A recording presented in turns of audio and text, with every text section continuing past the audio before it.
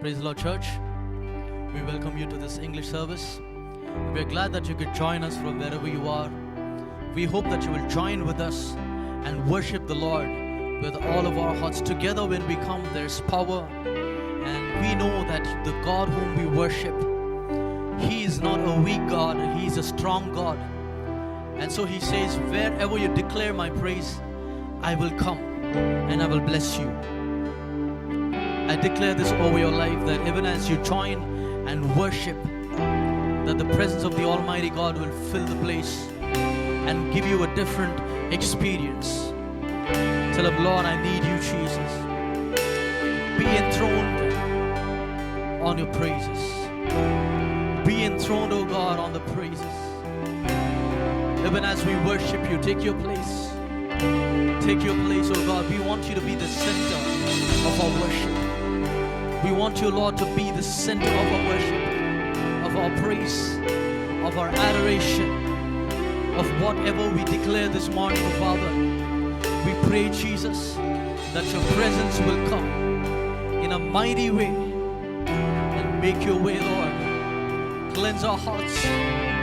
Break us, O God. Cleanse us, O Master. Even as we worship you, take your place. Take your place, oh God.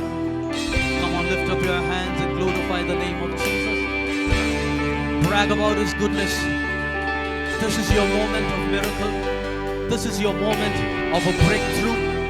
Somebody is coming out of that grudge. Somebody is coming out of that fever. Somebody is coming out of that fear. Tell Him, Lord, as I worship you, let every chain be broken. As I worship you, let me come out of my bondage, oh God. Something is happening in the spiritual realm. Lord, I worship. Oh Lord, I worship you, Jesus. Come on, give Him all the glory. Tell Him, Lord, I'm here to serve you. I worship in your courts. I serve you in your courts, oh God. Hallelujah. Take your place. Take your place.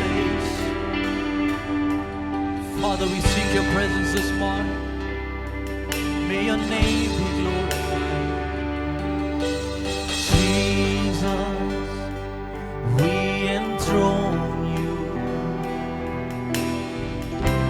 We proclaim you are King.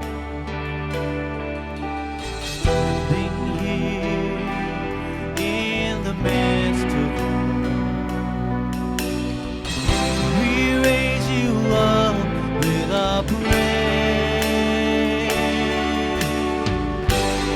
as we worship, build your throne. And as we worship, build. Come on, say that as we worship. And as we worship, build your throne. Come, Lord Jesus, and take. Come on, can we say that again? And as we worship. And as we worship, build your throne. And as we worship, say as we worship you. And as we worship, build your throne. Come, Lord Jesus, and take. Say it again.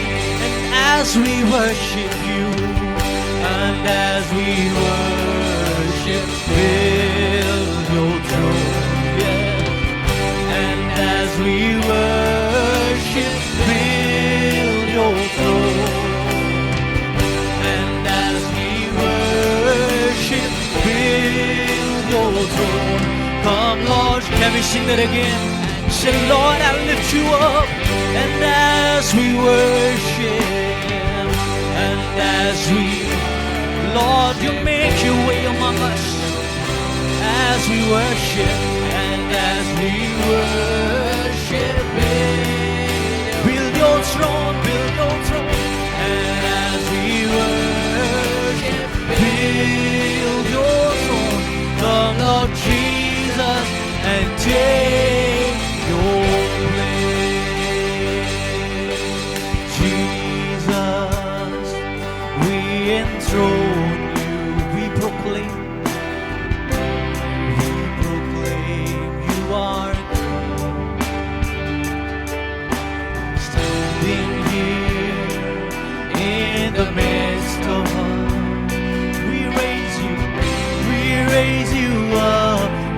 say, Jesus, we enthrone you. Jesus, we enthrone you. We proclaim you are standing here in the midst of us. We raise you up with our praise,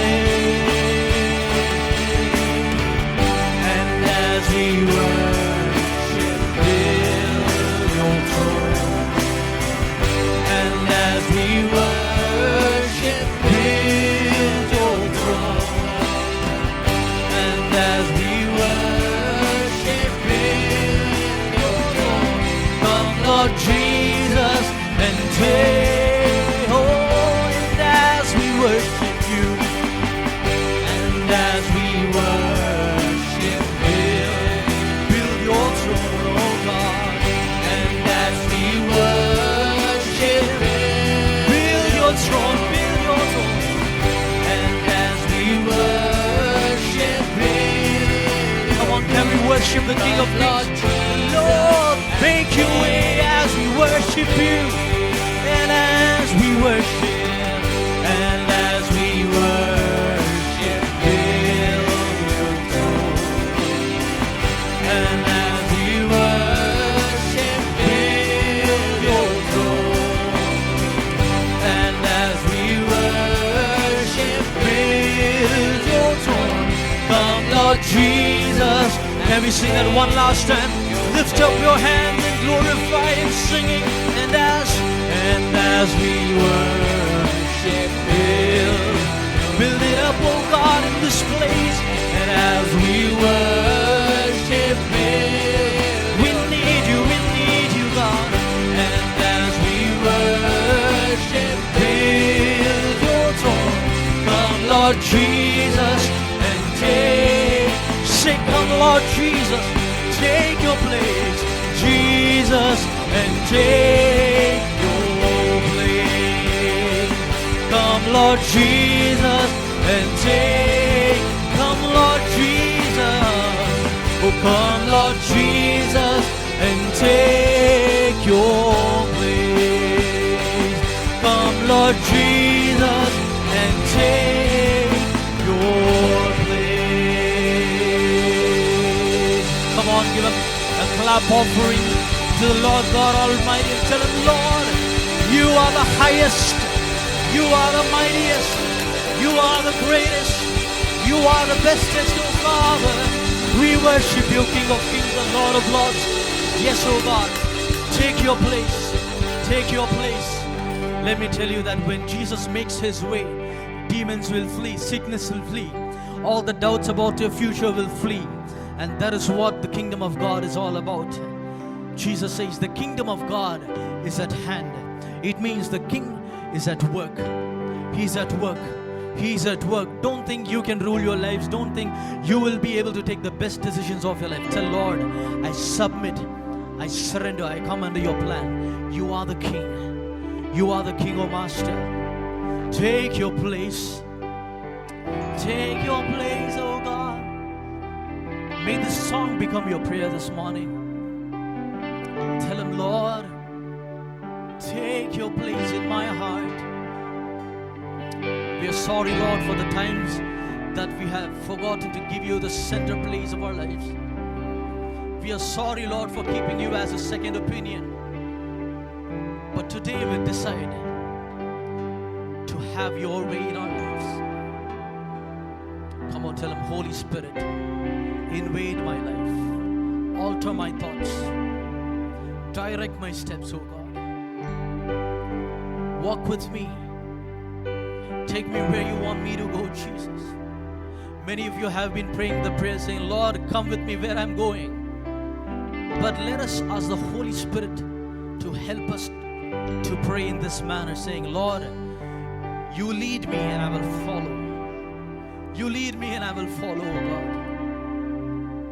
Rain down on me, Holy Spirit. Rain down on our lives, oh Father. We submit our lives into your mighty hands. Take control of us, oh Father. Take control of us. be glorified in our worship. And speak to us, we pray. Speak to us, we pray. In Jesus' name. Amen. What an honor it is to meet with you through this online service today. We are honored and thrilled that you could join with us. I know God is going to speak to you. We are excited to welcome you. And if this is the first time you're joining us online, there's a number on your screen. If you text hello to that number, we will be able to send you our daily devotional messages and our video updates. And if you are in Bangalore, we welcome you to join in one of our services at church. Every Sunday at 10 o'clock in the morning, we have our English service, and we would be thrilled to have you and give you a one-of-a-time experience of a wonderful English service. This is going to be really, really good. So I'm really thrilled. I know God is going to speak to us today because the last week we were here, we spoke about how God sees us and the way we need to look at ourselves, because this question about who we think of us to be, our identity is in question regardless of whatever situation we are in. It's important for us to know who we are, who God has made us to be and what we are called to do. That's why, we are in this series called Who Do You Think You Are? Okay?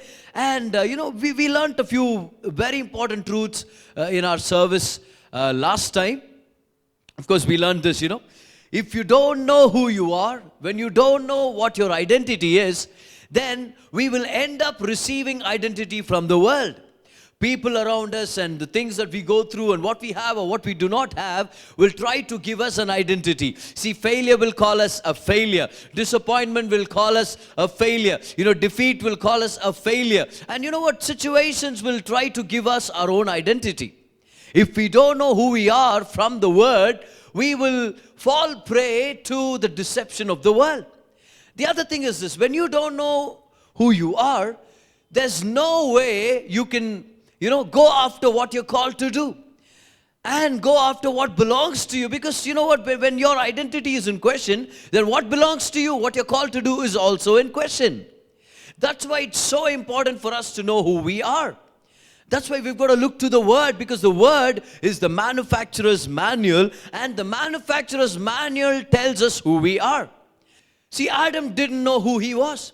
When the devil came to him and, tempting him to eat of the tree, which was forbidden, the devil said, if you eat from this tree, you'll be just like God. But guess what? He was already like God. He was created in the image of God. In fact, the scripture says that Adam is called the Son of God. See, Adam didn't know that God loved him, that God called him his son, and then he was created in the image of God. Or maybe he knew it or never exercised it when he needed to. Right? See, he didn't know who he was, and he failed. As a result of his fall, the entire creation fell. But you know what? The devil, when he came to Jesus, brings about the same essence, the same basic temptation. If you are the Son of God, if you are the Son of God, it's always about his identity. And Jesus won a great victory because he knew that he was the beloved Son of God. Because just 40 days ago, the Father opened up the skies to let him know that. The Father said, you are my beloved Son, in whom I am well pleased. So when the devil came to Jesus and said, if you are the Son of God, Jesus knew he wasn't just any Son of God. He was the beloved Son of God. So Jesus knew who he was. He knew his identity from his Father.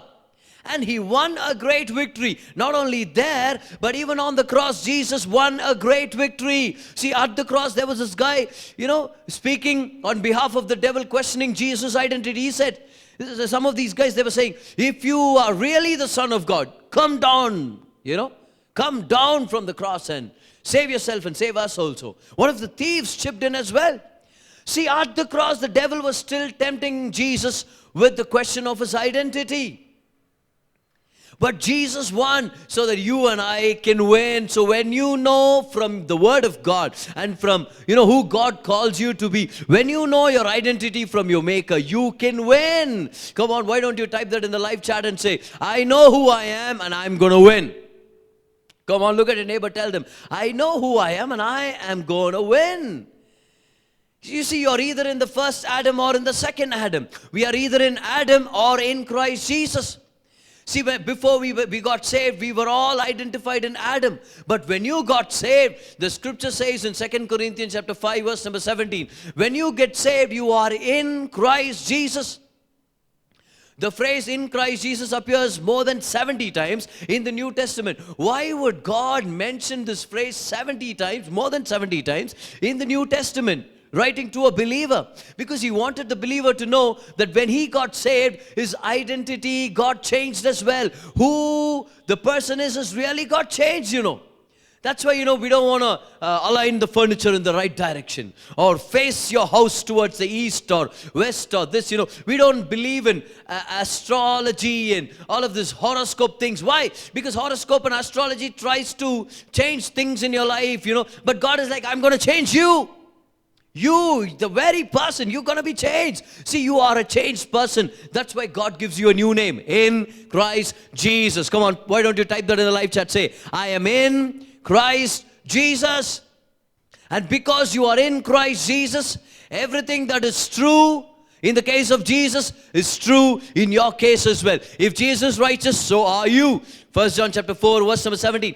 Because Jesus loved, so are you. Because Jesus is secure, so are you. Because Jesus is healthy, so are you. As He is, so are you in this world. Because you are in Christ Jesus. You have to know who you are. And that's why we tell you, that's why I told you last week from the Word, you know, let's remember at least two things. One, you are the child of the Most High God. Psalm 82, verse number 6, God says, don't you know that you are the children of the Most High God?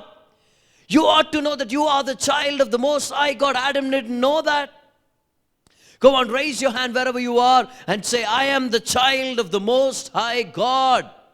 And then also say, I am in Christ Jesus. That's what we learned last week. You know, we are the children of the Most High God and we are in Christ Jesus. And when you know who you are, you start carrying yourself in a particular way, in a certain way.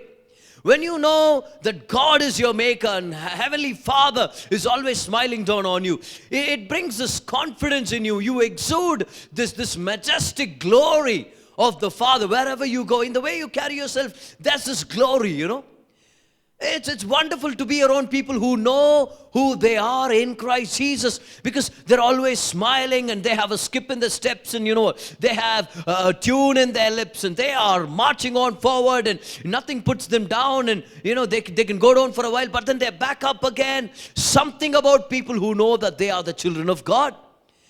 You know, and their joy is contagious. You get around people who know who they are in Christ Jesus. All of a sudden, you are more joyful. You are more confident. What happened? Faith got transferred. You know, joy got transferred. And something is touching your life so deeply. We ought to be those kind of people. You see, what you believe about yourself shows. What you believe about who you are, you know, who you think you are shows on the outside.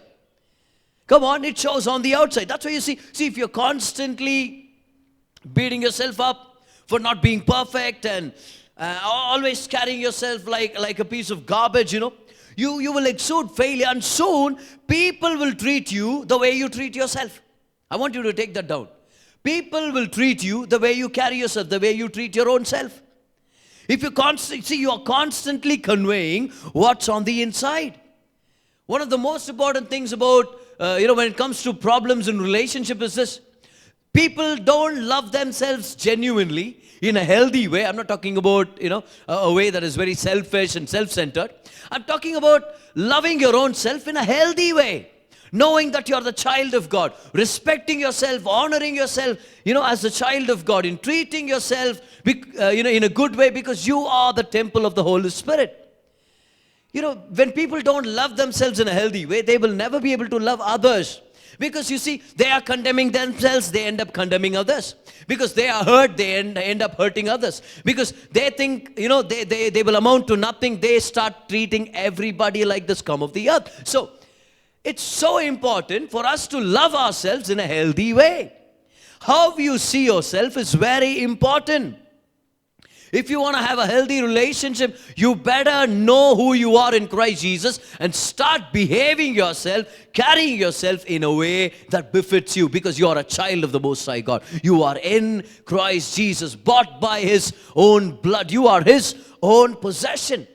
But if you carry yourself, beating yourself every other day for not being perfect, and because you're not the person that you always wanted to be, or you can see the way, you know the dream that's ahead of you, and you can see who God wants you to be, but you're not still there yet. Don't beat yourself up, because the way you treat yourself is going to be the way people treat you. You see, it says in Numbers chapter 13, we'll go to Numbers 13, verse number 33. All of these 12 spies, they go into the land, and 10 of them come with a bad report. 2 of them say, we're going to go in because God is with us. We're going to take possession. But these are the words, of those 10 people who brought a negative report, and they said, we will never enter in. And that's what they did. They could never enter in after that, and it's their children who made it into the promised land. See, this is what they said. There we saw the giants. The descendants of Anak came from the giants. We were like grasshoppers in our own sight. Did you get those words? They said, we were like grasshoppers in our own sight, and so we were in their sight. Oh, come on, what a profound statement was that. They said, when you look at those giants, we look like grasshoppers in our own sight. How do they look at themselves? As grasshoppers. They saw, hey, we are small, we are little, we'll never be able to conquer them, never be able to kill them, and never be able to possess this land. They saw themselves as failures, as defeated people. They saw themselves as weaklings and as failures. And guess what the giants saw them as? The scripture says, and so were we in their sight. In other words, when they started running around like grasshoppers, perhaps hopping around like grasshoppers, trying to hide from the giant said, hey, did you look at those human beings just like grasshoppers? See, you will exude what you believe about you on the outside. So treat yourself like the child of God that you already are. Come on, you are the child of God. Be confident in Christ Jesus. See, we don't believe in self-confidence. We believe in Christ's confidence. We don't really put our trust in self-esteem. We live a life that is based on Christ's esteem. We, are after Philippians 4:13. I can do all things. Oh, that's self-confidence. No, through Christ who strengthens me. Yes, I am confident, but I am confident in Christ and in what He can do through me. You've got to be confident. Wear a smile. Come on. Keep your head held high. And when you go, and work at your workplace, be a confident child of God. When things come against you, stand strong and fight the good fight of faith, and never give up. Never give up on your dreams. Keep going forward. Let there be a skip in your steps and a tune in your heart, always smiling the joy of the Lord wherever you go, because you are a child of God. John Wesley, the founder of the Methodist movement, he says, light yourself on fire with passion. Light yourself on fire with passion, and people will come from miles to watch you burn. I tell young preachers in my church, your energy level matters. When you deliver the word of God, it's okay to be soft-spoken and, kind and gentle and humble and, respect your audience. All that is wonderful. All those things are so important. But don't you forget to, carry the message of God with passion. With this holy fire, with this, with this zeal that's in your heart that brings out, that exudes energy. And people are like, hey, there's something in his tone. I want to listen to this preacher. Something about, he's so excited. Look at his face, he's smiling, he's beaming with joy. I let me tune in for just 5 minutes, but just give me 5 minutes to listen to this guy. We want to exude energy. Take John Wesley's words, burn yourself with fire and passion for what God has called you to do. And people will come from miles and they will want to join in with you, That's what happens. See, life is mostly about, what we are exuding, See, there's this father and son, they were climbing this snow-capped mountains, and one time the son slips and just, rolls down. But then it was just a little hill, but then rolls down and into one of those portions around the mountain where you couldn't see. So the father rushes down to find out what happened to the son. But the son is safe. But then the son says, Dad, who's the guy shouting from the other end? The dad is like, what do you mean? The son said, Dad, who's the guy who said, save me, when I said save me? Who's the guy that said, help me, when I said help me? Who was this guy talking back to me? I said, you are mean. And that guy said, that I was mean. The dad said, hey son, that's called echo. When you say something out, it bounces back off. It comes back to you. And the dad said, let me try. Then the dad said, you are a champ. You are a champ. You are a champ. The words came back to him. You are a victor. And then you are a victor. You are a victor. You're going to be good. You're going to be good. The dad said, see? And then he said, this isn't just echo. In fact, this is what life is all about. What you exude comes back to you. When you carry yourself like a defeated person with a defeated mentality, a weakling, and nobody likes me, nobody loves me, this sad, dull, mentality, with this attitude, when you walk around, you attract similar kind of people, and that's how people will start treating you as. But when you carry yourself with the joy of the Lord, smile on your face, the confidence that you have in Christ Jesus, it shows, and people would love to have you in their companies. People would create positions in order to have you, because that's what happens when you carry yourself like the child of God that you are. Come on, look at your neighbor, tell them, I am the child of the Most High God. Come on, did you do that? But then here comes the question. But brother, I'm not perfect. I know that there are a few things that are still, on progress, and a few things have got to be worked. And I'm not perfect. But let's go to Genesis chapter 1. I'm going to teach you a few lessons from the creation story. Because one of the most important things for us to do is to compliment ourselves in a healthy way. Yes, I said that again. See, come on. Compliment yourself in a healthy way. We'll go to Genesis chapter 1. You see, in the story of creation, every day, God takes 6 days to create. Then the 7th day is the day of rest. But every day, after He finishes the creation for the day, God says, in fact, the scripture says, He saw that it was good. In other words, it could very well have been possible that God said, it is good. It is good. You see, around 6 times, God says, it is good. But I check in the Bible, it's the 6th day that man comes. Man is on the scene. But until then, there's nobody on the scene. And nobody even responds to Him saying, yeah, God, that was really good, I was like, who was He talking to? See, firstly, after every day's work was done, God looked at it and said, it is good. See, that's how we've got to feel when you do what God has called you to do. If you're in a job where there's no job satisfaction, where money is the only reason you're in a job, you have to think twice before continuing there for another few months, because a job that does not satisfy you, that does not give you joy, will never let you grow, because you will never put in your full efforts into what you don't enjoy, right? So you've got to make changes.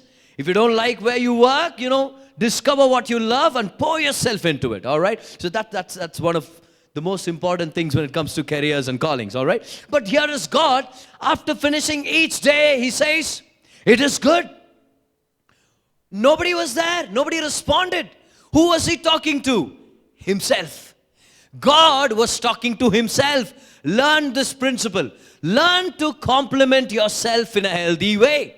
If there are a few good things about you in Christ Jesus, come on, notice the phrase, in Christ Jesus, learn to speak it out, say it out and say, this is who I am in Christ Jesus. Let me give you a few verses. Philemon 1:6 says, the more you acknowledge the good things in you, your faith becomes effective. Come on, why don't you take that in your notes? The more you acknowledge the good things in you. Brother, are there good things in me? Yes. Yes, there are good things in you, in your spirit, in Christ Jesus. 2 Corinthians 5:21 says, you are the righteousness of God in Christ Jesus. Say, I am righteous in Christ. Yes, you are righteous in Christ. Galatians 2:20, Paul says that he has the faith of the Son of God in him. Come on. Romans chapter 12, verse number 3, we know that everybody is given the same measure of faith. Peter says in his epistle, everybody is given like precious faith, same amount of faith. What's the faith? It's the faith of the Son of God. You have the faith of the Son of God in you. Did you know that? Wow. You have the very faith of Jesus Christ, who raised Lazarus from the dead after being dead for 4 days. That faith is in you. The faith with which Jesus walked on the waters on a stormy night to save his disciples, that faith is in you. You've got to start acknowledging that. Romans chapter 5, verse number 5 says, you have the love of God poured on the inside. 1 Corinthians chapter 2, verse number 16 says, you have the mind of Christ given to you. Ephesians 1, verse number 17 says, the same power that raised Christ Jesus from the dead now abides in you. Hallelujah. Why don't you give him a clap offering wherever you are? Don't be ashamed to praise him. Come on. All these good things are in you. What happens when you start declaring them, acknowledging them? Your faith becomes effective. What happens when you are a man or a woman of faith? You exude confidence. You exude joy. And there's a smile on your face. And you start carrying yourself like the victor that you are in Christ Jesus. Compliment yourself in a healthy way regularly. Regularly. Come on, shall we all do that for now, right now? Yeah, just place a hand on your heart and say, I am the child of God. Say, I am accepted by God. Say, I have skills and talents given to me. Say, the favor of God is shining down on me. Say that again. Say, the favor of God is shining down on me. Say, I'm going to be good and I'm going to make it big in life in Jesus' name. Hallelujah. That's why I say you're going to be good. You know, this really famous response that we have to everybody who asks us, how are you doing? We'll say, I'm doing good. But deep down you're like, not that good, you know. But we don't say those words out. But I want you to say that the next time with faith and with confidence, and make sure that you believe what you say. You look at people who ask you, how are you doing? And you tell them, I'm doing good. I'm doing good. Yeah, there are a few things that God is still working on. Oh, I still have a few needs. A few things that are still imperfect in my life. Oh, yes, I can see a few areas of inadequacies. And I can see my weaknesses and my failures. But you know what? In Christ Jesus, I have the faith of the Son of God, the righteousness of God, the mind of Christ, the same power that raised Christ Jesus from the dead lives in me. Why should I be ashamed? Yes, I am doing good, sister. Yes, brother, I'm doing good. Come on, give a high five to someone sitting next to you and just tell them, I'm doing good. How are you doing? I'm doing good. And I'm not joking about it. I'm not kidding when I say I'm doing good. Yes, I'm doing good. Oh, is everything good in your life? No. But I don't have to have everything good in my life in order to feel good, in order to know that I'm good, because I don't go by what I see or what I'm experiencing. I go by the truth in the Word. Regardless of whatever is happening in your life, my friend, you are good. God looks at you and says, you're my child. You're righteous. You're accepted. You have the love of God on the inside. You have the mind of Christ given to you. And God is like, you're good. You're doing good. But God, not everything is perfect. God is like, I know. But you've got to start acknowledging the good things that are in you. Yes. But brother, you know, I'm not a finished work yet. You see, when God complimented himself saying, it is good, Genesis chapter 1, it wasn't complete yet, you know. You see, 6 times God says, it is good, it is good, it is good. But then, the entire creation to be completed took 6 days, and 6 plus 1, 7 days. But that didn't stop God from complimenting himself on the 3rd day, or on the 1st day, or on the 4th day. He never went, you know, on the 3rd day, 3 more days of labor, and then I will say, it is good. God said, I know there are a few incomplete things, but then you know what? It doesn't stop me from complimenting myself. You know why? Because for the day, my work is done. My only question to you, my friend, is this. For this season, are you faithful in what God has called you to do? Everything may not be all right. Everything may not have come to a full circle. But if you are faithful and if you are seeing the goodness of God for this season, you ought to give him a shout of praise wherever you are. For the season, for the moment. God, when it comes to fulfilling our dreams and visions, He takes it up in stages, in different levels. And I am thankful to God that in whatever level I am being faithful, using what God has given me in my hands and in my abilities and my talents, whatever I have for God. I know that I'm being faithful, and I can rejoice in the fact that today was good. By the end of today, I'm going to be saying, it is good. That won't mean that I don't have any more needs. Or that will never mean that I'm a perfect guy personally, or as a professional, as a husband, or as a dad. But you know what? In Christ Jesus, there are a few good things in me. And I will compliment myself in a healthy way. Every Sunday, right after as the day comes to an end, I know there are a few very well-meaning people who compliment me. I take those compliments. I thank them. I thank God for the compliments. But then finally, I get back home, I compliment myself saying, that was a good day. Thank you, Jesus. I enjoyed my preaching today. That was a good word. That was some good services today.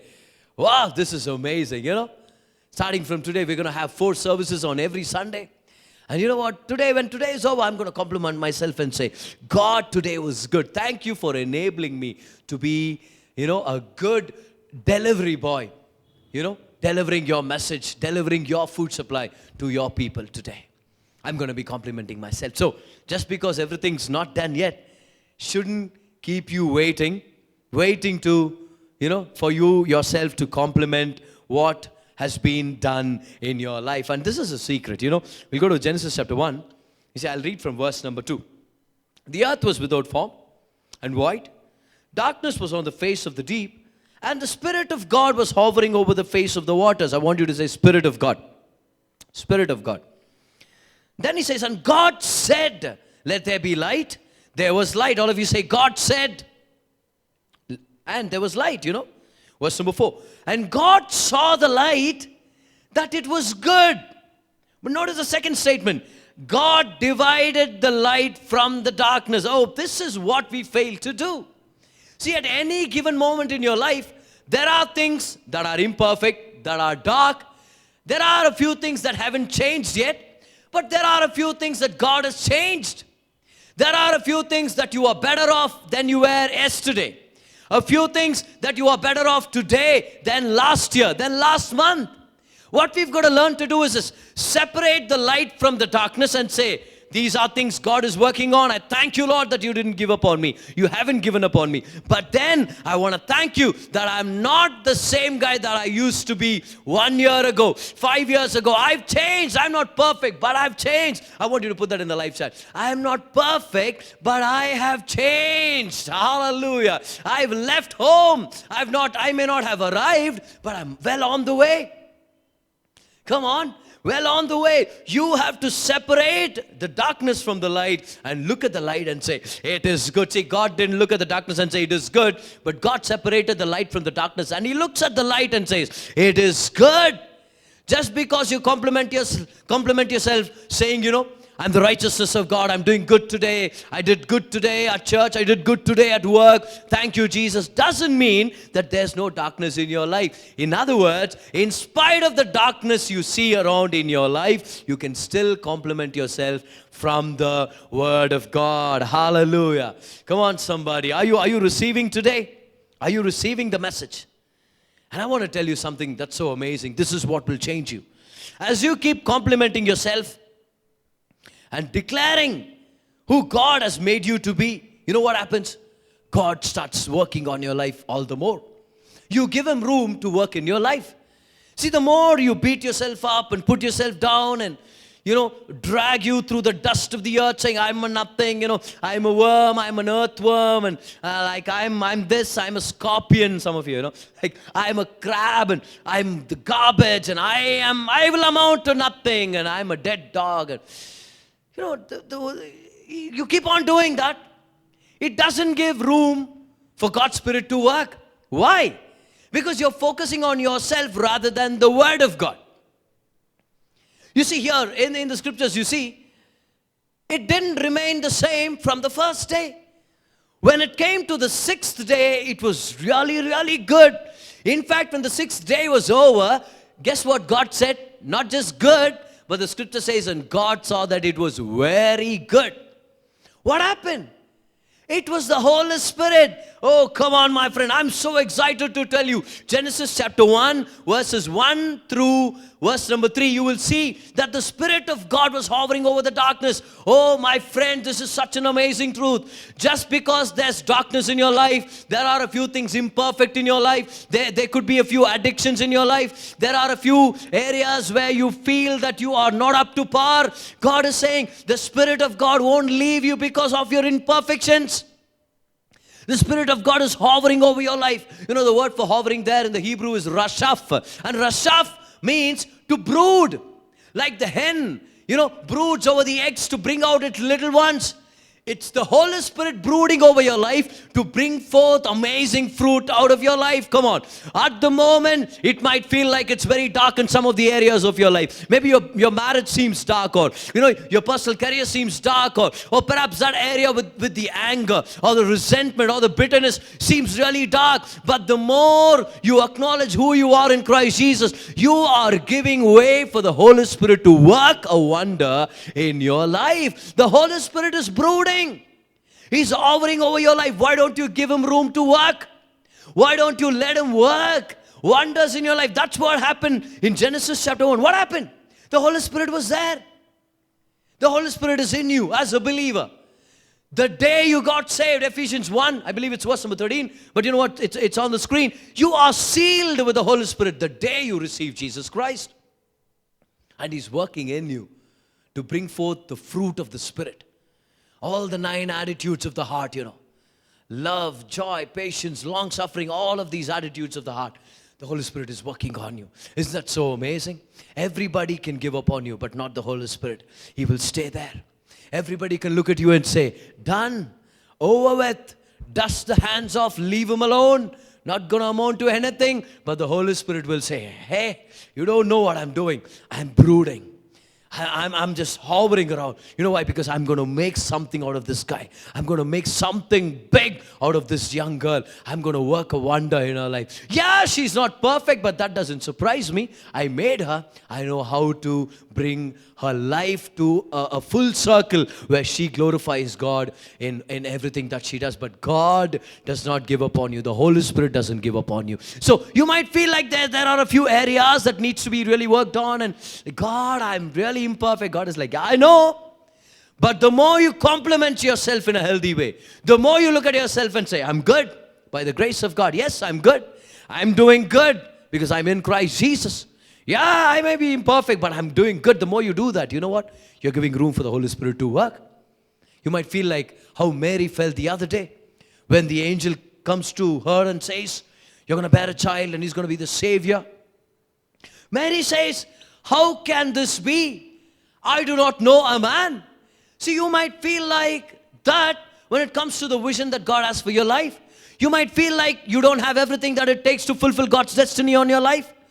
You might feel like you don't have enough connections or the finances or the wisdom or the skill set that you would need to fulfill what God has put in your heart. And you might be asking God like Mary did the other day, God, how is this going to happen? And God tells Mary what he wants to tell you and me today. Luke chapter 1, verse number 35. The angel says, the Holy Spirit will come upon you. Wow, come on somebody. The Holy Spirit is hovering in your life. He says, I know what you lack, but I'm here to work on you. I'm going to bring what God has promised in your life to its completion. And this is what happened, all through the 6 days, the Holy Spirit was waiting, was there. It was not complete, but the Holy Spirit was there. Creation wasn't complete, but the Holy Spirit was there. What was the other thing that was needed? The Word.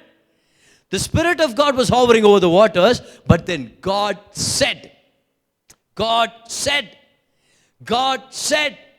In other words, the material is the Word. The one who transforms is Holy Spirit. The one who is being transformed is you and me. We will be transformed. Holy Spirit does the work. But what's the material he uses? He uses the Word of God and the revelations of Jesus and his finished work that are depicted in them. The Holy Spirit uses the Word of God to change your life. And this is what I want you to do, my friend. Every day, make sure you get the Word. Make sure you get a devotional into your heart. Every day, make sure you spend time in the Word. Either listening to a wonderful teaching or watching some good sermons on YouTube. Or you know what, reading the Word for yourself. But make sure you get in the Word and the Word gets in you. The more you stay in the Word, the more the Holy Spirit can work. You see, all through the 6 days, God said, and there was, because the Holy Spirit brought it into being. God said, and there it was, because the Holy Spirit brought it into fruition. Whatever the Word of God says, the Holy Spirit will bring to pass in your life. So if you want your life to be changed, you know what you've got to do? Stay in the Word. Let the Holy Spirit work on you. Wow, what a statement. Stay in the Word and let the Holy Spirit work on you. You see, you are being transformed as you renew your mind.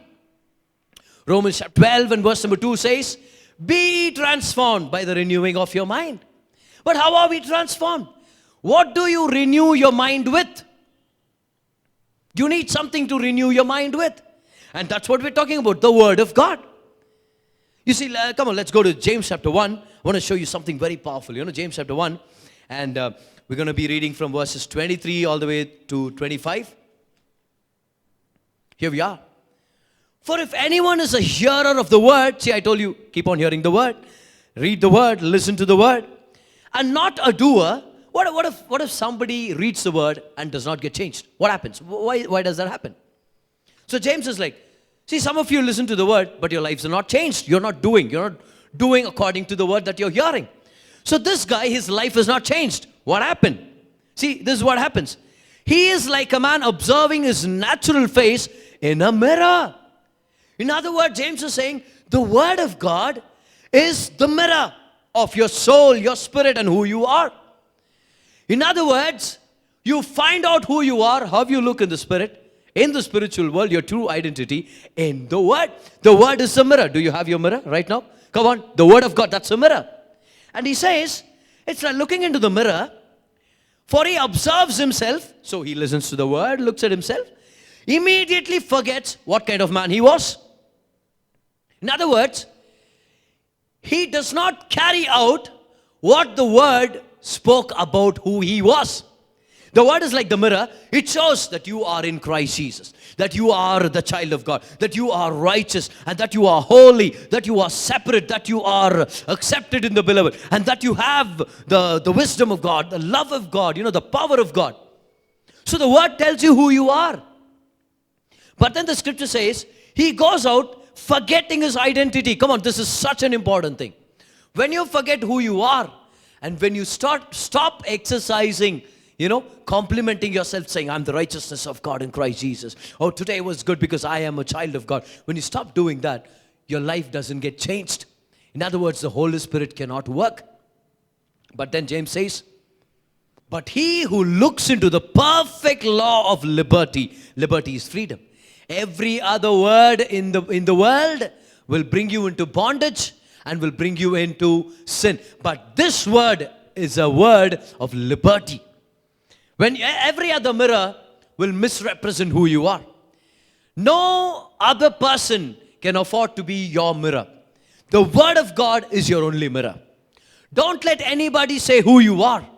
Anything contrary to what God's Word says about you. Because the perfect law of liberty, in other words, the mirror that frees you by telling you who you really are, is the Word of God. Every other thing in the world is a fake mirror. Now, have you ever been to these exhibitions, these shows where there's this room full of mirrors and every mirror is different, You get into this, one mirror shows you very thin, Another mirror shows you bulged at the mirror, all distorted figures and stuff. I'm sure we've been there with our children, or maybe when you were a kid. See, every other mirror does not represent you accurately. The mirror that represents you accurately is the mirror of the Word of God. And the Word of God tells you who you are. And he says, when he looks into the perfect law of liberty and continues in it, what do you do? Keep on looking at it. Continue looking at the word. Keep on hearing. Keep on hearing. What's the mirror? The word of God. How do you continue in it? Keep on hearing. Keep on listening. What happens? You will not be a forgetful hearer. You will not forget who you are in Christ Jesus, but you will be a doer. In other words, your life is transformed and your life becomes just like who God called you to be and what God has put in your heart. And this one will be blessed in what he does. His life is transformed. What happens? See, it's the word of God. Keep on looking at it. Keep on hearing it, listening to it. What happens? The Holy Spirit takes the word. That's the material with which he works on us, and he starts molding us. Start taking out, those stuff that doesn't belong. That the stuff that is keeping us from experiencing the fullness of the blessing of God, and starts changing. Start making changes in our life. And you know what? Soon you will know that your life is transformed. Your life is transformed. But what do? Stay in the word. Stay in the word. Compliment yourself. How are you doing? Say, I'm doing good. In Christ Jesus, by the grace of God, I'm doing good. I want you to get this in your heart. You're doing good. You're doing good. Come on. Pat somebody on the shoulders and tell them they are doing good. Tell them you look fine. You're going to do well. You're going to be well. It's going to be all right. God is with you. Holy Spirit is living on the inside of you. The more you give way and room for the word to work, the Holy Spirit starts working in your life. What happened from the first day to the sixth day of the creation? God kept on speaking those words, and the Holy Spirit kept on bringing them into completion, bringing them into fruition, bringing them into what God called them to be. If God calls you the righteousness of God, the more you listen to the words of the accurate identity depicted in the pictures. You know what? In the word, your life is transformed even in the practical, and this is what is going to happen. The more you look at yourself in Christ Jesus, your life is transformed. The scripture says, 2 Corinthians chapter 3 and verse number 18, but we all with unveiled face, beholding as in a mirror. Come on, the mirror could allude to the word of God, because James 1 says the word of God is like a mirror. We all with unveiled face, beholding as in a mirror the glory of the Lord. You look at Jesus, how beautiful and wonderful he is, how loving as a savior he is, how patient he is with us, how wonderful he is. You are being transformed into the same image from glory to glory. That means God is going to take you from glory to glory. How many are excited and happy for the glory that awaits you? Now, did you notice? From glory to glory. In other words, at the moment, you are in a phase of glory. And soon, God will take you to another level of glory. My question is this. Yes, we look forward to the next level of glory, but are you enjoying the present phase of glory in your life? At this moment, you are in a phase of glory. Why glory? Because the glorious God is working on your life. Because the Holy Spirit is hovering in your life. Because the Word of God is taking root and you are being transformed from one image to another. From, this image that has fallen to the image of the risen Savior. Jesus' image is being practically brought out into your life in the way that you live. See, in your spirit, you're complete, You're just like Jesus. But when it comes to practicality, God is changing you. God is molding you. God is transforming you. He's bringing changes into your life. But I want to tell you, enjoy this phase of glory. Somebody comes to you and says, you are imperfect. There are so many things lacking in you, and you are not this and not that and not this much of that and that much of this. And you tell them, hey, I am still a work in progress. It's not over yet with me. God has not given up on me. The Holy Ghost has not given up on me. I am in the Word. The Word is in me. God is changing me. And I am going from glory to glory, whether you realize it or not. But you know what? Relax. Let me go for a while. Let me enjoy the glory that I am in at the moment. Let me enjoy this phase of glory for today. And the more you enjoy the glory for today from the Word of God, your life is being transformed. How are you doing? You're doing good. Hallelujah. You're doing good. Come on, place a hand on your heart and say, I'm doing good. Look at your neighbor, tell them, I'm looking fine today. Come on, just look at another person and say, I am a champion. Because the more you compliment yourself by faith, acknowledging the good things that are in you in Christ Jesus, The Holy Spirit is able to transform your life from glory to glory. So stop beating yourself up for not being perfect. You're not God. Only God is perfect. None of us are perfect. We are all work in progress, you know. So I want you to just relax. Take your hands off the wheel and let God take control. Let God do the wonderful stuff. Let God do amazing things in your life. Let the Word of God transform you. So you might be in the third day of creation or the fourth day of creation, but just because there aren't any animals in the garden, just because there ain't no garden, doesn't mean God is not working. God is saying at the end of every day, it is good. I want you to say that at the end of every day. Say, I'm good, I'm doing good. Thank God, I'm faithful in whatever I could be today. I know God has a greater glory coming, but I am happy for the glory that I have today, and I'm going to stay in the Word. One thing what God did was keep on speaking the Word. One thing we've got to do is keep on hearing the Word and let the Holy Spirit work in our lives. Look at who you are in the Word.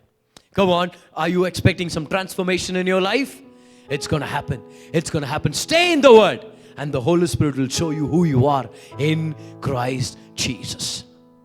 Are you being fed today? I really hope you are.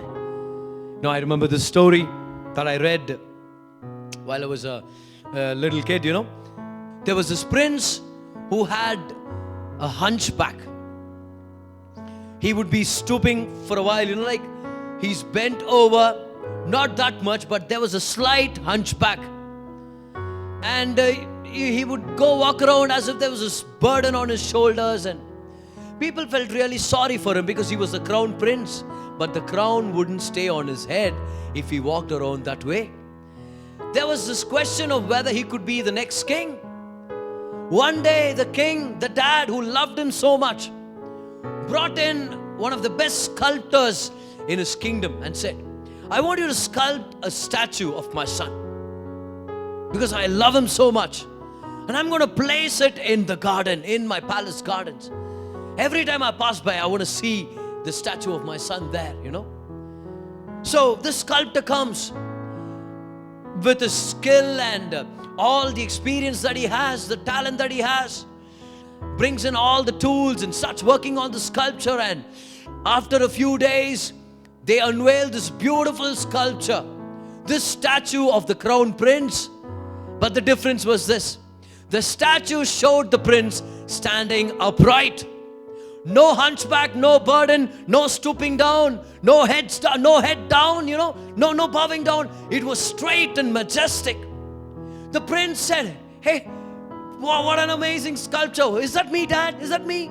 The dad said, that's you, son. That's you. Everybody clap and they're all joyful, and the sculptor, of course, goes home. But every day the prince would come to the palace gardens, look at the sculpture, look at the statue of himself standing upright. No hunchback, no burdens, head not bowing down, looking at the dust of the earth. He would look at him and say, wow, I'm going to be one that day. You know, I'm going to be just like that someday. I'm going to be just like that someday. He imagines himself walking upright with a crown on his head, majestic, beaming from ear to ear, smile on his face, glorious in his grandeur, the royal robes and the ornaments. He started imagining and, you know what, building this healthy image of himself in his heart and said, I'm going to be looking like that one day very soon. Guess what? A few months later, one day, the prince stands right up with no hunchback, perfectly healed, perfectly cured. What happened?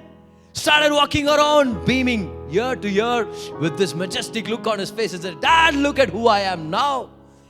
They placed the crown on his head and he is beaming with joy, the crown prince of the land. What happened really? You know, why don't we connect this story to our lives today? You and I are the children of the Most High God. We are called to live upright and live head held high, with the glory of God shining down on us. Everywhere we go, carrying the joy of the Lord, the peace of the Lord, the happiness of the kingdom into our workplace, you know, into the families of our neighbors and our relatives, wherever we go. But what happened? Sin made us hunchbacks, you know. Sin made us stoop down and look to the dust of the earth. We look at everybody's feet and identify who they are. You look at other people's feet and You're living, looking down. But God says, come to the Word. The Holy Spirit is the divine sculptor who shows you who you ought to be. And as you read the Word, let the Holy Spirit paint this beautiful picture of who you ought to be, who God has always ordained to be in your mind. Let the Holy Spirit draw a picture of you in Christ Jesus. And the more you look at yourself like Jesus, the more you look at yourself in Christ Jesus, the more you look at yourself as righteous, the more you look at yourself as a child of God, the more you look at yourself as, the person with the divine wisdom of God, the person with the love of God, the person with the favor of God, the more you look at yourself like the Holy Spirit sculpts you, like the Holy Spirit points you. You know what happens? One day you get up and you realize, hey, I am not the same guy anymore. Something happened to me when I don't know how, I don't know. But one thing I know, I was in the Word and the Holy Spirit changed me. I kept on speaking the Word and the Holy Spirit transformed my life. The Word is in me. I am in the Word and the Holy Spirit changed my life from glory to glory to glory. Hallelujah. Come on, give Him a shout of praise. Your life is going to be transformed. And when you learn to compliment yourself in a healthy way, when you learn to say, I'm good by the grace of God, when you start acknowledging everything that's good in you in Christ Jesus, your life is bound for transformation. You're going to do great things in life. Hallelujah. If you receive this word, why don't you give Him a clap offering wherever you are? Come on, He deserves all the praise. Amen. Stand to your feet. Let's prepare for a time of communion and a time of prayer. And the Holy Spirit will lead us into areas where we don't have a healthy self-image. And I believe the Holy Spirit will sculpt us into who we are called to be. Thank you, Heavenly Father. Thank you, Holy Spirit. Holy Spirit, we adore you. Holy Spirit, we love you. Holy Spirit, we welcome you into our lives. Holy Spirit, Lord, as we stay in the Word, we ask you to work on our lives, Lord. We ask you to transform us from glory to glory. Thank you, Holy Spirit. Thank you, Holy Spirit. Thank you, Holy Spirit. O Rabashante Rikabalanduru. O Riabashanta Rikolono Madura Rinkabalandio. O Ramante Rikamalanda Rishalera Duna. O Ravashaka Barabanda Lekerianduru. God loves you. God cares for you. He knows where you are, exactly where you are in life. He knows who you are and who you ought to be. He is working on you. Don't you give up too soon. Don't you give up on your dreams yet, because God is working on your life. Hallelujah. Thank you, Jesus. Take the bread and the wine in your hand as we enter into this special time of communion. Thank you, Jesus. Thank you, Heavenly Father. Thank you, Jesus. Thank you, Jesus. Thank you, Holy Spirit. Thank you, Heavenly Father. Why don't you lift up the bread in your hand and declare with me. Say, Lord Jesus, for by your stripes I am healed. So by your body that was broken, I am made whole. Say, by your stripes, no more sickness or diseases. I am healed by the stripes of Jesus. Receive the body of the Lord in faith.